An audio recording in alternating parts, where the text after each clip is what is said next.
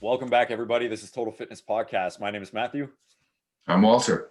And today we have a very special guest on the show. This is active bikini competitor Hollie Pullins. And Hollie, why don't you introduce yourself? Hi. So my name's Hollie. I am 25, chilling in the suburbs of Toronto. I am, like Matt said, I'm an active bikini competitor. I've actually not made my stage debut. That's a whole other story, but eventually one day I'd like to. But yeah, I'm a personal trainer in the industry. I'm also a visual merchandiser for a home decor store. And I'm currently a student for advertising and media management. So that's what I've got going on right now. Pretty full plate. Yeah. Yeah.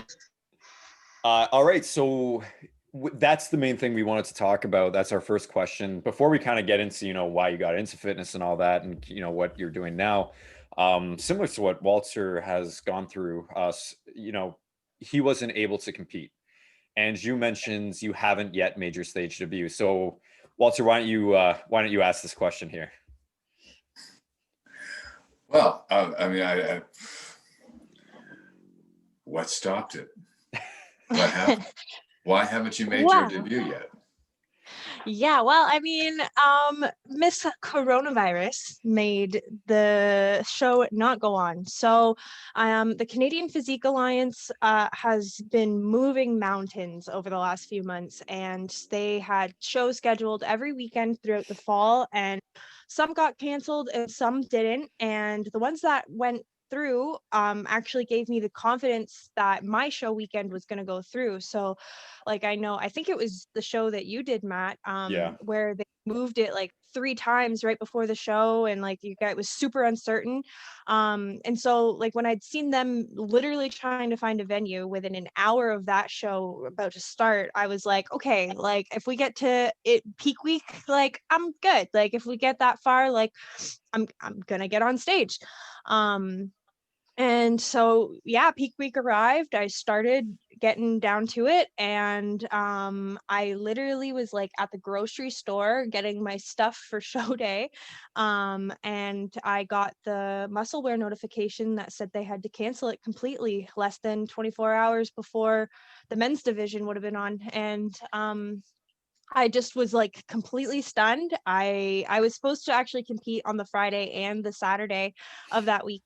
The Friday was a regional event, and then it was the Toronto Pro qualifier the next day.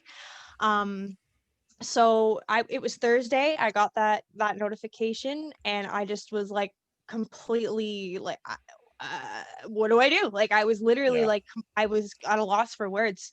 So I called my coach, and we both had a cry. I'm hiding in Sobeys, in the flower department, oh my God, trying to just wrap my head around it. And I mean, knowing full well that coronavirus has gripped the world, there was always going to be a risk of cancellation.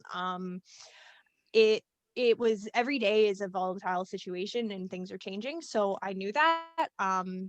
Doesn't make it any easier to, but No. it's I'd always said that leading up to it, all throughout prep, I was like, if it gets canceled, I'm still gonna keep going. I'm still gonna get to a point that I'm happy with and show myself that I can do it, and book a photo shoot, which is what I ended up doing. I booked a shoot.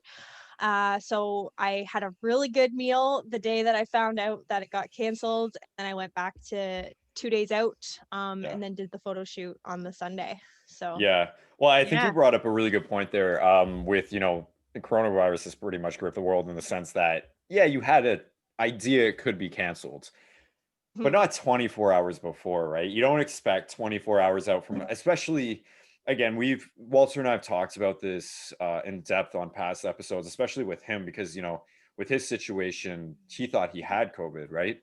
About a week out from his show.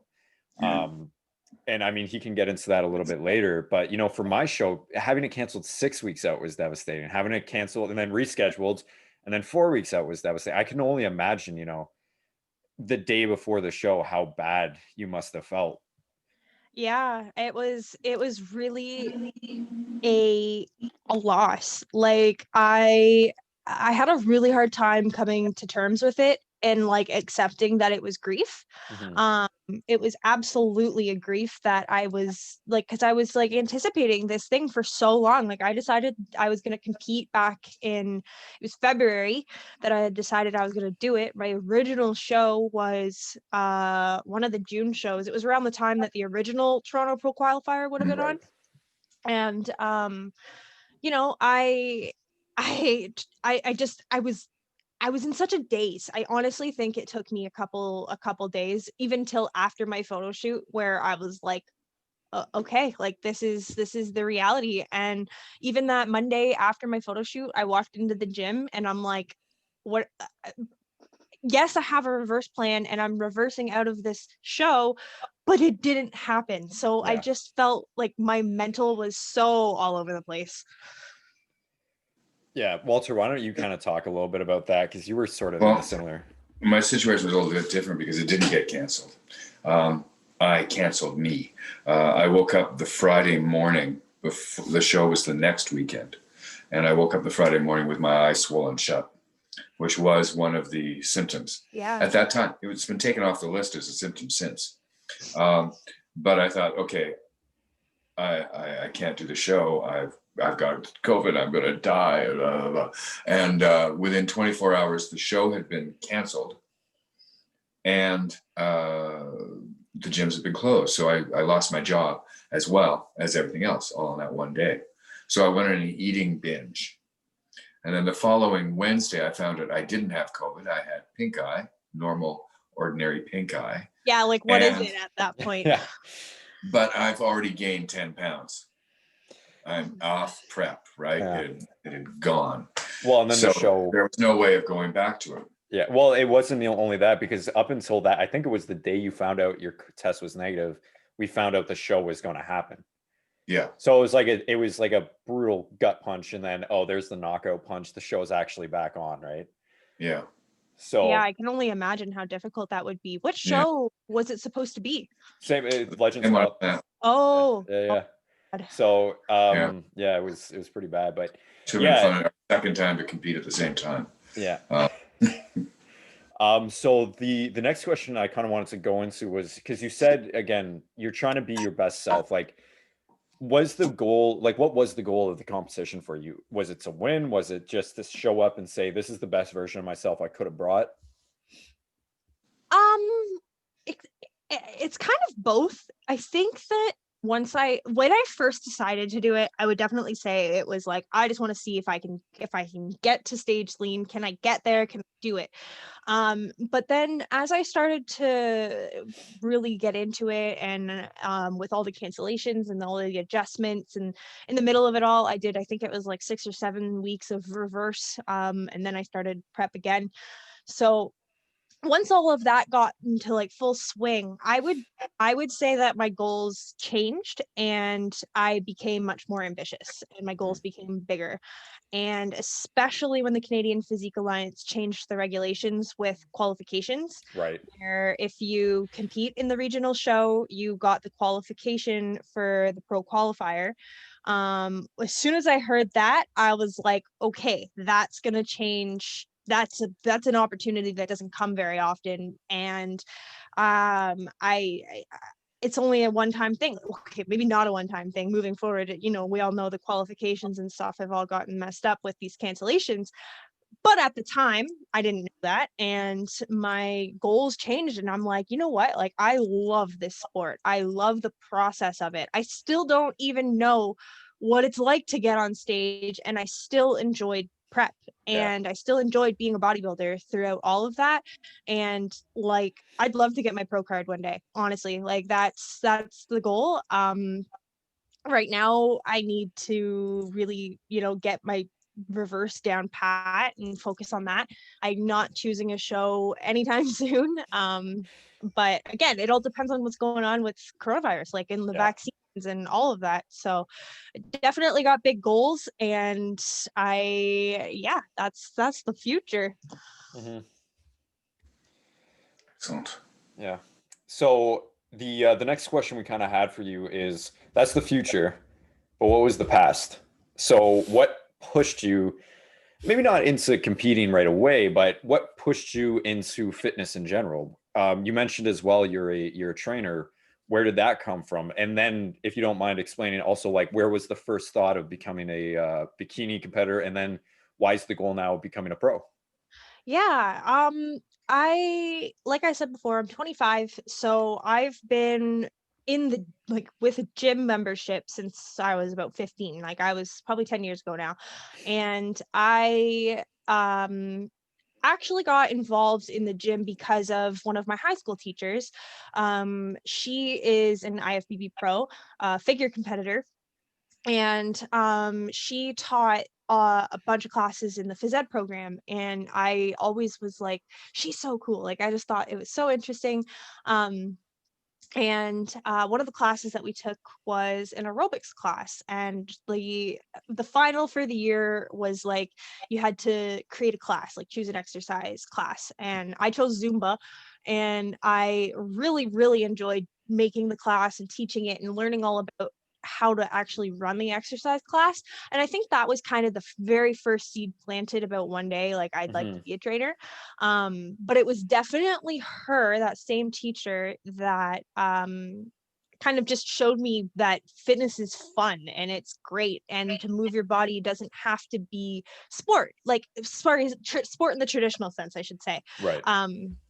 Because I've never really been big into traditional sports. I've never excelled at anything. And once I actually found the gym and bodybuilding, like I was like, this is my sport. And she kind of helps me come to terms with that. Um, so yeah, like then I was kind of just, it was pretty average, like high school experience with, working out and being involved in the phys ed program. And then I went to university. I went to Wilfrid Laurier University in Waterloo, and I was in first year. Things were, pretty typical first year experience. And then in second year, all my roommates actually left. So I was like by myself going into the winter term in this little basement apartment. And I was like, I had just gained a bunch of weight from first year and then that first semester. And I ended up, like, I was like, my mental health is not good. I ended up having to move home for that semester. And when I did that, I hired a personal trainer. And that was that was like my second interaction with a personal trainer that really showed me like, this is really cool. I really like this. And it's really interesting looking back over the last like 10 years and seeing these different interactions that I've had with different trainers, and they definitely affected my opinion on what a personal trainer is. And so I lost some weight when I worked with him in that year. Then I went back to university, gained it all back and then some, because I was in a better mental state and I was partying and I was just happy to be back and seeing my Right. friends. But then in the fourth year of university, it was right before that reading week where I would have gone away for spring break to celebrate graduation and all of that. And I looked in the mirror and I was like, I don't like the way I feel. I don't like the way I look. I don't like any of this. So this was in January 2017. Hmm. And that was when I decided I'm done with this unhealthy lifestyle. And that was the when I made the change and stuck with it to this day. Right. So I was sitting at about 175 pounds. You could see my diet all over my body. You could see it all over my skin, and like the drinking and like smoking weed and stuff all the time. It was just unhealthy. And I was like, okay, I got 3 weeks and I'm going to Cuba. So buckled down for 3 weeks. And I lost 15 pounds in those 3 weeks. Not bad. I'm sure a lot of it was water weight, but I made a difference. And it honestly was those 3 weeks were like the difference of this is it. Like I'm done feeling like this. And then when I came back from the trip, I continued, and it's gone to this point now. Yeah. Yeah. So I would say, like, even Matt, when I first met you, I talked to you about how I thought I'd never Oh, do yeah. a bodybuilding competition. Oh, yeah. Yeah, yeah. So you're probably looking at me now like, holy crap, like, wow, is she here? Yeah. But yeah, I had been following so many bodybuilders for so long, and like I'd really been on Instagram and like interacting with other accounts and stuff, that I just it was the next challenge. Like I'd Mhm. lost my weight, I'd gotten in good shape, and I was like, I need something more. So that was what it was to Right. compete. Nice. Well, thank you for opening up about that. Yeah. I mean, I kind of guess, as Walter mentioned before, there's always something that kind of sets people off in terms of why they get into fitness. And so far, everybody that's within our realm of, either competitors or like is really pushing towards a bigger goal than just, I want to have a six pack abs to pick up girls, or I want to have a bigger butt to post on Instagram. It's always seems to be something that's affected by mental health. And as you mentioned, you kind of had your vices. It was either food, or you were partying, or smoking weed, something like that. What is it now that, like, what do you feel the difference is in your terms of mental health? And I know that's kind of you can either go really in depth with that or not in depth with that, but it's like, obviously you were bad back then, but where is the the mindset shifted into, and what is the mindset now versus back then? Um, So actually, what I would attribute all of this to would be bodybuilding saved my relationship with food, Hmm. which is not the case for some people. No. I know that when I first told people I was doing bodybuilding, they were like, "Oh my God, like you're gonna develop an eating disorder, like all of this stuff." And meanwhile, I'm looking at them like, I've already gone through a bunch of stuff dealing with my relationship with food, because that was a big contributor to weight gain and my emotional eating and stuff when I was dealing with things that helped with that weight gain in the first place. Um, and like I'd already dealt with restrictive eating and bad binging problems before. So that like I knew that I was going to have a hard time with my diet, especially at the beginning. Like it's an adjustment, I'd be going from just intuitively eating to trying to do flexible dieting and all of this stuff. So it definitely became the savior in that I wasn't thinking about the negative of Mhm. food and the positives of food anymore. Like I Right. stopped attributing um, good and bad to food. Right. Okay. And I think that I know some people follow meal plans when they do prep. I am not one of those people. I am a macro based meal prepper. So I did everything with into if it fit my macros, I was okay with that. And it Right. took me some time to really wrap my head around that like it's okay to do this, and it's not binging because I'm having this. I'm it fits, like I'm okay to have this. Hmm. Um and so ultimately I now utilize fitness as it's my hobby. It's something that I know I need to do because my body needs it. It thrives. It like, especially given the time of year, with the winter Yeah. weather and stuff. Yeah. Yeah. For sure. Um, it's just become such a habit. It's habitual, and I it's so hard for me to look back and be like, well, like what was it that changed that? Because it's just such a part of my life now that I don't know how to look back. I'm like, oh my God, things are so much different and so much better. I Yeah. how did I even come from that? But so maybe I didn't answer that very well, No, but no, that was amazing. That was perfect. That's exactly what I was looking Actually, for. the last sentence was the most important thing to me, because what it says is that at the end of the tunnel, or the midpoint of the tunnel, you've got years to go, but you reach a point where you look back and you go like, why would I ever want to go back to that? exactly. So good now. Hmm. And you can maintain that. The hard part, I think, for a lot of people is to reach that point, because it's like, this is work, this is hard, I have to change, I have to change, I have to change, before they actually have changed. Hmm. They've Yeah, fallen back in. I absolutely agree with that. And I think that where I personally ran into that problem was like, even if you take two steps back or take two steps forward and then you get knocked back one, it's still getting up and taking those steps forward. And Yeah. that's where a lot of people don't understand. And it's like they'll get knocked back down and then they think, oh, all my progress has been erased. Whereas like I'm not gonna lie to you, I had pizza for dinner last night and that wasn't in my macros, but I am aware of the fact that I had that last night. I'm gonna move on. It's a new day and I'm not gonna eat like shit all day today because I ate bad last night. So like whatever, the weekend's it's the weekend.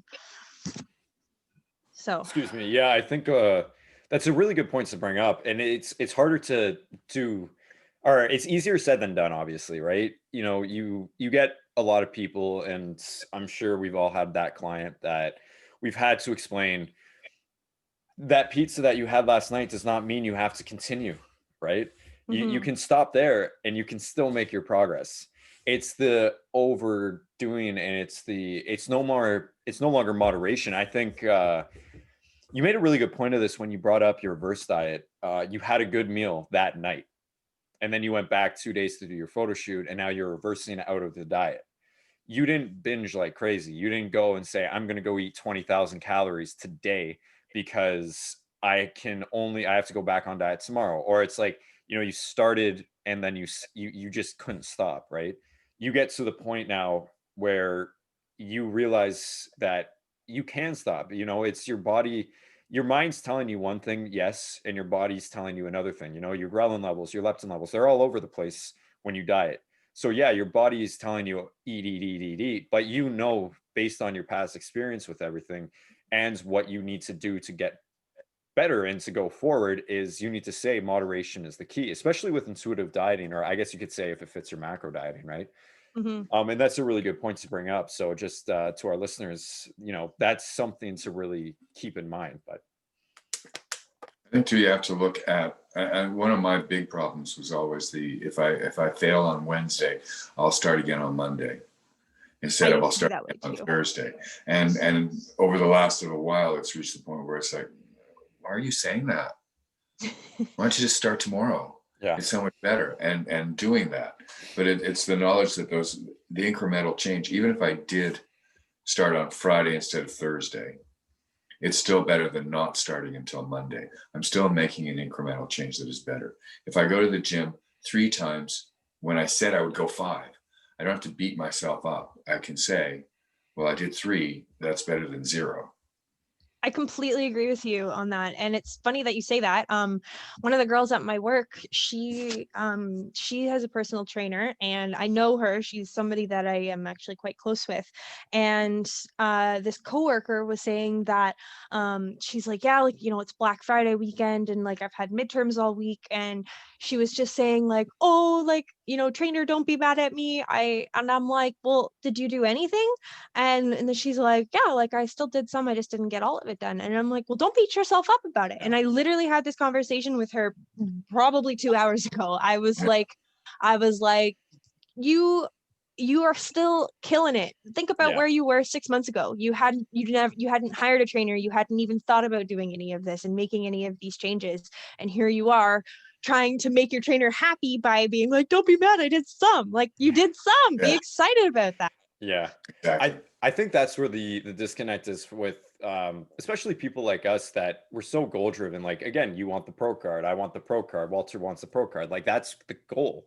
Well, you know, there was a time when they're not going to give this old dude a pro card. That's I just want to show up and be the best I can be. Exactly, right? And it's gotten to the point where sometimes we forget that 10 years ago when we started, we were, you know, as you said, you were overweight. Walter was either overweight, you know, he was smoking at the time. Myself, I was 110, 15 pounds, right? Like you always forget where you came from and like that strength, plus every piece of adversity you had to overcome to get to where you are now. And it's really important to remember those things, especially on those days where you are like you are beating yourself up because maybe you didn't do an hour workout, you were only able to do 30 minutes, or maybe you weren't able to do anything that day, right? Or with the diet or anything like that. So it's important to remember where you came from. But the main question I do want to ask now is, you mentioned again the future, the pro, and everything you want to do. So what is the goals as of right now? Like, what are you doing right now? And you mentioned you don't really have a show in mind, but like, what's going on? And, you know, give us a bit of information on that. We'd love Yeah, to hear no it. worries. Well, so I guess right now, because I am in school and I do have a job as a home decor merchandiser, my goal is to hopefully get more clients. Mhm. Love to grow my personal training business a bit more, and kind of make that more the priority versus my other job. Um, and excuse me, and I think, with the new year coming, hopefully that is something that I can capitalize on and maybe do more some online stuff, especially with the way the world is right now. Yeah. But in terms of my training and stuff, I'm, what is it, like 8 days post show. Right. um I mean, they did announce the 2021 schedule. I'm not saying no. I'm not saying yes right now. That is Yeah. obviously something you got to take it. Like, I don't even know how Christmas is going to operate at this point. Um, That's true. so yeah, like, I mean, I basically, like, I counted out the different weeks for that show for the Toronto Pro Qualifier, and I'm going back and forth because the email that they sent out about qualifications also makes my head spin because I still haven't done my stage debut. Yeah. So I don't know if I should just carry over my CPA membership to the new year and then just like try to start fresh, or if I should take advantage of these weird qualifications that they've transferred over and try to go for the pro qualifier. Right. So I don't know. I'm all over the place with that. I got some decisions I need to make on that. I know that right now like I said, I'm doing my reverse plan. Training is still super intense, just Mhm. tapering down my cardio. Yes, because I hate cardio. Um, Eating good. Yeah. The best Looking parts. forward to, like, not being on prep for Christmas and stuff. That'll be Yeah. really nice. Absolutely. But yeah, I'm just gonna keep rolling with reversing and then get to maybe a little bit below a maintenance, like, and just kind of hold on to a Mhm. small deficit and then see where I'm at. Awesome. Yeah. So yeah, we're running out of time here, but Walter, do you have any last questions before I ask the final? No, I think I'm ready. All right. So the final question is, well, I wouldn't say, I guess, a question, but is there any advice that you would give to anybody listening right now that would set them up to be in a position where you are? You came from maybe being in a bad place mentally. You've overcome quite a lot. You've mentioned eating disorders. You mentioned, the feeling of just, I guess, you didn't like where you were at with your body. What would you give advice to those people who are in the same position now? I would say that um if you're not happy right now, you can make a change. You are one decision away from making a change in the right direction. One small decision, one small change can snowball and can completely change your life in ways that you would not even believe. Hmm. That one small decision can lead to many more that will also have a chain reaction. And ultimately, just to remember that consistency is key. I think I've now been saying that for like 4 years straight. Consistent. And it's literally how I got to where I am. Like, it's like Yeah, what I said before. You get knocked back down one day, you binge one day, whatever, get back up the next day and just continue on with your plan, because exactly. if you dwell on it or you act like that's ruining everything, you're never going to see progress. Exactly. That's awesome. I Yeah. do have one question. I do have one. I've been thinking about this. So tell me about the ruby red guitar. So I grew up in a really musical family. Okay. And I was in music lessons growing up and stuff. I didn't actually play guitar, but like, my stepdad plays guitar, and he made guitars and he named one after me. It's not that one, but he was like, I still want you to have one of these guitars hanging up in your house. So he gave me the red one because I really like the red one. Okay. And then the other two acoustics are my boyfriend's. So he plays them. There There's you go. music. Excellent. That was the important question, right? Very much so. Yeah. All right, guys. Well, thank you, Holly, so much for actually being on the show and opening up and sharing your experience with us and everything. Um, Absolutely. Thank you. Again, guys, we still have, what is it, one more day, I guess, of our Movember campaign. So if you guys still do want to donate, by all means, please do. Walter's got the handlebars going. I can't do the mustache alone. I have to have the beard. But Dude, it's the rules of the game.